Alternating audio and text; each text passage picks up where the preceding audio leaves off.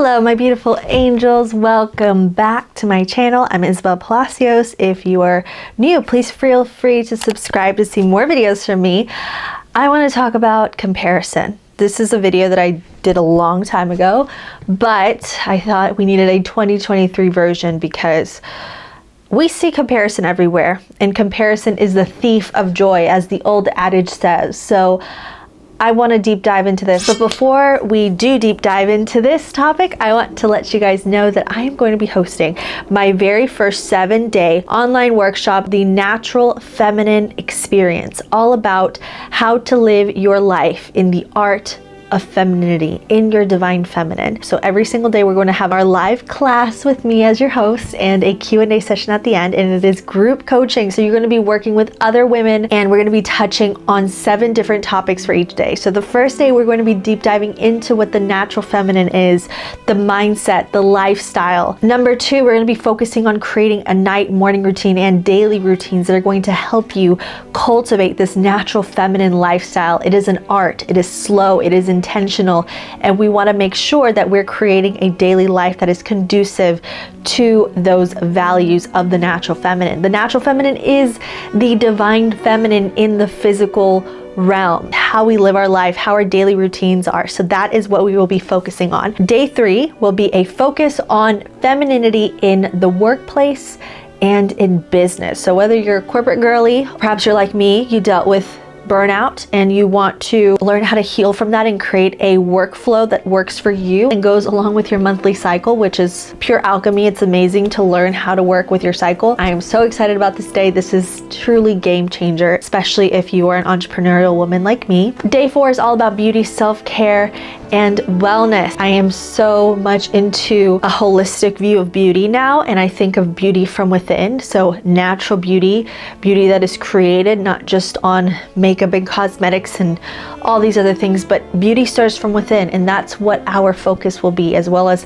wellness and creating routines that work for you to make you your most healthiest, vibrant version ever. Day 5 will be all about wardrobe and self-expression. That is pretty self-explanatory, but we will be going through feminine forms of dressing, whether it's from jewelry to how to dress for your body shape, skin type, hair color, all that stuff. It's going to be like a mini group session all on style. Day 6, all about relationships. The natural feminine is about harmony, collaboration, love, and we will learn how to cultivate whether romantic or platonic relationships or creating your tribe all around these principles. And day 7 will be all about the home. We will learn how to create a sanctuary where you feel called and you can cultivate your natural feminine energy. So if you want to hear more about this, go and visit my link down below. Spots are limited. Starts on August 14th, 2023, all the way to August 20th, 2023.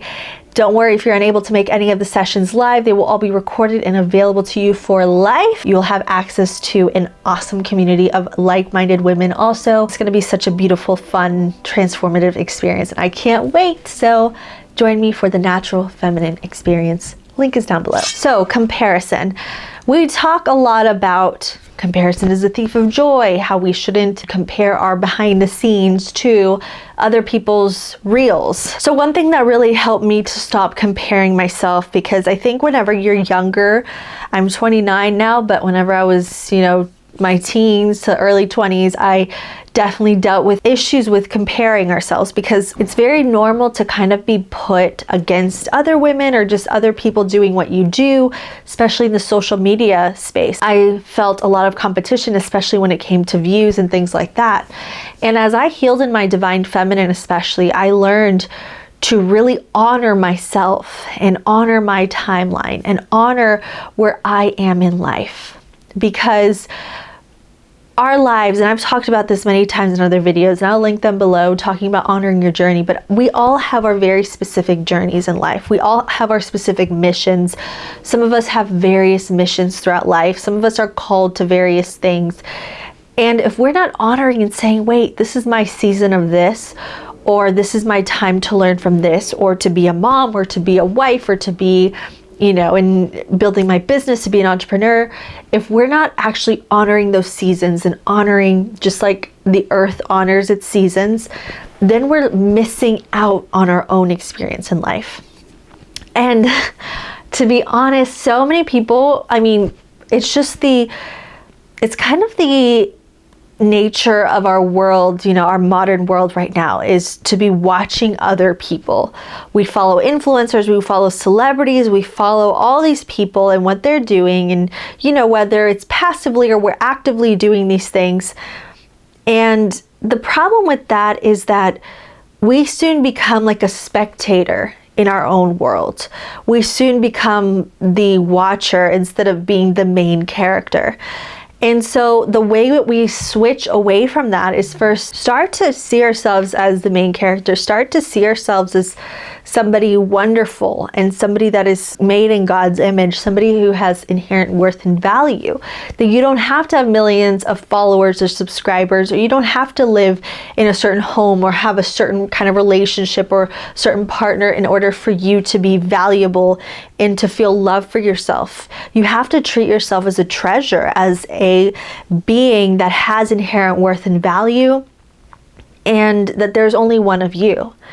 There are so many people out in the world, right? And if we try to compare ourselves, which this is the thing, back in the day, back in our parents' days or in our grandparents' eras, there was no comparison with the entire world. I mean, you hardly knew of celebrities or anyone like that unless you went to the movie theater or you opened up a magazine, right? It wasn't in your face all the time like now. Now you can see what whoever these people are, these famous people, now you see into their daily lives and you're like, wow, look at all that they have, or look at how cool their lives are. And you're being the spectator. Versus if you put all that energy you spend comparing yourself or feeling bad about yourself or your life, and you focus it in instead on making your life better and making your life a life that feels good from within, then that's how you grow. That's how you start to have appreciation for yourself and for your life. We can always say, oh, our life is boring, or my life sucks. These people have this type of life. But there are people out there in the world right now that wish that they had all the things that you take for granted. Whether you believe it or not, there is somebody on this earth that wishes that they had a device to watch this video on. There's somebody in this world that wishes they had the chair that you're sitting in. There's somebody in this world that wishes they had the clothes that you're dressed in right now. Whether it's a t-shirt or jeans, whatever it is, there are people in this world that don't have those things. And I'm not telling you to compare yourself to those people, because we all have our issues, but it's about perspective. When you live your life with gratitude for you, for your looks, for your body, for your health, for your abilities, your talents, whatever it is, then that is when you stop comparing yourself and you say, wait a minute, I have to shift the perspective. Stop looking outward, instead go inward and focus on gratitude, focus on cultivating virtues, patience, all these wonderful things that make our life better. Whenever we are hyper-focused, for example, on our looks, if a thing that happens a lot is women, men too, I mean, we all deal with it, that we are hyper-focused on the way that we look. Because what is it about our looks? We don't really see our looks that often, right? We don't, unless we're, constantly recording ourselves, or we're constantly, looking in the mirror and all these things. We're not constantly aware. What we are aware of is that other people can see us. And humans, we are a social being, right? We thrive being in communities and things like that. So we are wired to care what other people think of us. So when we're doing that, it's all right to care how other people perceive us. We don't want to be jerks in our daily lives and have bad relationships, obviously. But when you're super hyper focused and that is your main focus, is your looks or how you appear to other people or how other people are judging you, that is a trauma that needs to be healed, because you were taught, or you believed, or you bought into the paradigm that, wait a minute, I need to be looking a certain way, or I have to look better than her so he'll like me, or I should be looking like this in order for me to have this or this and that. We have all of these paradigms that are either we create or are set upon us that are trapping us, right? Because they're a trauma response. And you might be like, well, Isabel, I wasn't in, I've never had a trauma that told me that, or I haven't been in a traumatic experience. But trauma often, it's like wounds, right? They're wounds that you don't see. They're not physical wounds, but a cut is still a wound, right? It's still a thing that's there. Sometimes it takes a little bit of time to heal. Sometimes it takes longer to heal, right? What's important is that you go back and you ask yourself, when was the first time I began to compare myself, or I began to feel like I had to look a certain way, or who was the one that told me the way you look is not good enough, or who was the one who told me that I had to look more like so-and-so in order to be more valuable or to be more successful. Where did that all come from? And that's how we begin to heal. We go back, whether it's the childhood, the first relationship, our relationships with our parents, or a sibling, or whoever it may be, a friend, a teacher. Go back to that first instance and say, wait, I don't actually believe this about myself. I don't believe that I'm worthless. I don't believe that I should look. This is something somebody else told me. And what did I do? I bought into that idea. I bought into the idea that I had to compare myself and look at somebody else and be more like them in order to be loved, in order to be accepted by the tribe, by the community, by other people. Because this is the way our brain is wired. Our brain is wired for survival. Back in the caveman times, when we were mostly tribal, and the tribe was what decided our fate. Back in those days, if you did something wrong and then the tribe decided to oust you, that meant you would die. Without the tribe, you could not survive. The thing is, your brain is wired for survival depending on what other people think of you. But now in modern times, we don't need to worry so much about the tribe because we are pretty self-sufficient, right? If we get ousted by our friend groups, that does not mean that we're gonna die in the streets, right? So, in order for us to take our power back, we have to start practicing radical self-acceptance, radical self-love. And when I mean that, it's just an unconditional love, an unconditional focus on you, an unconditional support towards yourself, so that you are not falling victim to these paradigms that are telling you that you have to look a certain way, act a certain way, be a certain type of person, or in order for you to feel worth and value. That you don't have to look like the, perfect cookie cutter, the Barbie movies out and all that.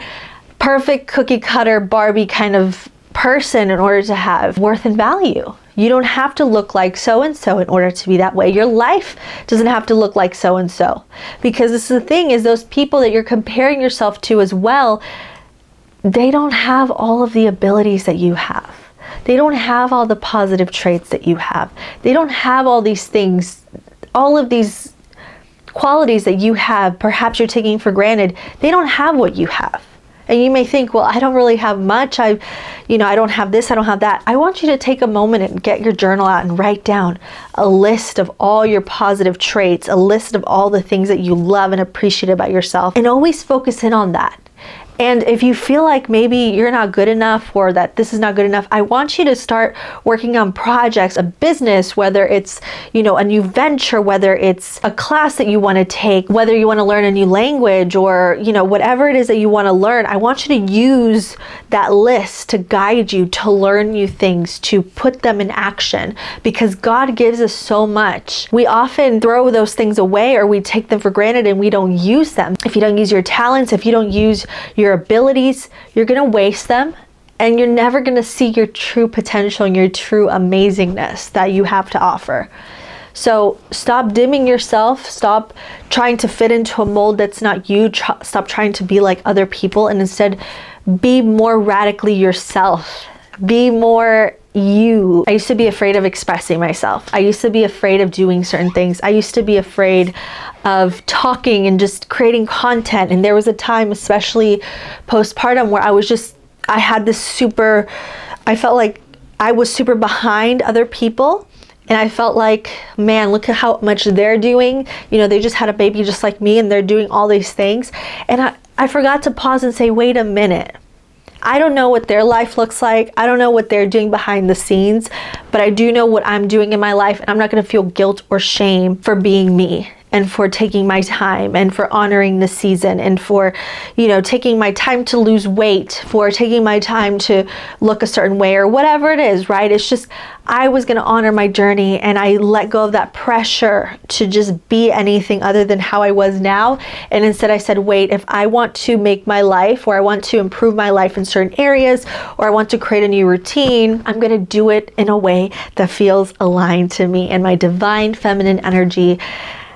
And that has been just the biggest game changer, because I don't feel any need to compare myself or to be like anyone else. Instead, I'm focusing in on what feels right for me and my life and my family, because that's the most important thing to me. So all in all, this is to say is that if you're not happy with where you are in life, stop looking outwardly and instead go within and see where you can create change and do these things in a beautiful, positive way, so that in 6 months from now, you'll look back and you're going to be so proud of yourself because you actually took the time to create the life that you love.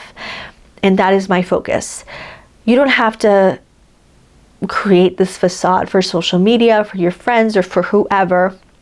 What's important is that you create a life that looks and feels good to you, that feels amazing from within. Create an existence that feels like a luscious, pleasurable experience. And that's all that matters, right? Because people are always going to have something to say, and people are always going to have their own paradigms and their own ways of thinking. But what matters is just between you and God, that you are living your life in a way that feels right and that is leading you in a good direction, that is for your growth and that is for you and your happiness. And the main thing I want to say here, guys, is instead of comparing yourself or feeling envy or feeling lesser than because you see somebody else glowing and growing and thriving, whatever it may look like, I want you instead to use those people as inspiration. Use those people as like a fuel to be like, wait, if they can live their dream life, I can live my dream life. And always be inspired. Choose to be inspired either by other women or other people in your field or other people doing what you do. And don't ever feel like somebody's glow is dimming you in whatever way. We can all glow, we can all bloom, we can all be beautiful and magnificent and powerful. That's what the Divine Feminine has taught me. It's all about cooperation and working with others and collaborating and not being afraid to share, right? To share the wisdom, to share the growth, to share all these beautiful things. And if you'd like to deep dive into this, please join me for the Natural Feminine Seminar. This is going to be so fun and beautiful and luscious and life-changing. I really hope you will join me. Tickets are limited. Link is down below. And thank you so much for watching, my beautiful angels. Always remember this, no matter who you may be in this life, no matter what you may be going through or what you look like, always remember your true beauty, your true worth, and your true power always come from within. I love you, and I will see you in my next video. Bye-bye.